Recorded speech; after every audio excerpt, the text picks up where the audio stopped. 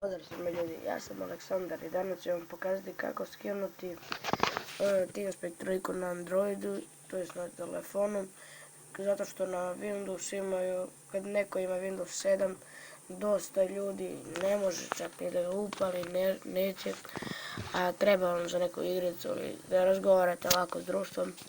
Danas uđite na vaš pretraživač, to jest ne moram, ja već imam ovdje, ali dobro, ja ću ostaviti link.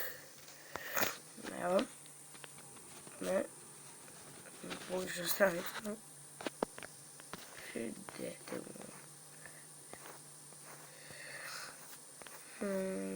dobro, ipak nemam.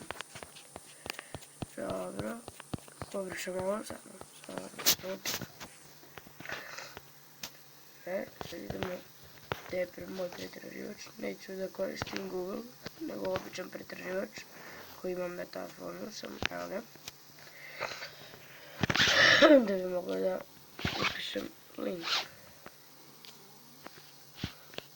Nalepi. I idem. Ovaj link ću da vam ostavim u deskripciji i kliknete na download. Ja sad neću jer već imam.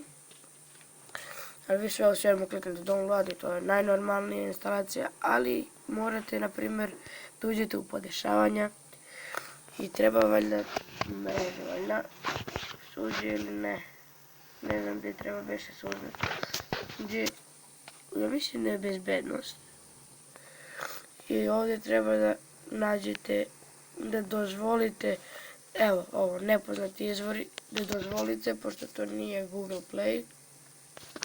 I dobro, to je sasvim normalna instalacija, instalira se i uđete u njega. I sad, kliknete new bookmark, ovdje napišite ime servera ili ti samo ime kako želite da se oznaku.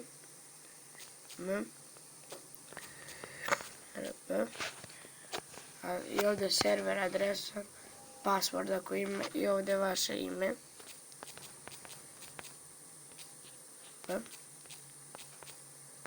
Ovo je moj nickname na šampu.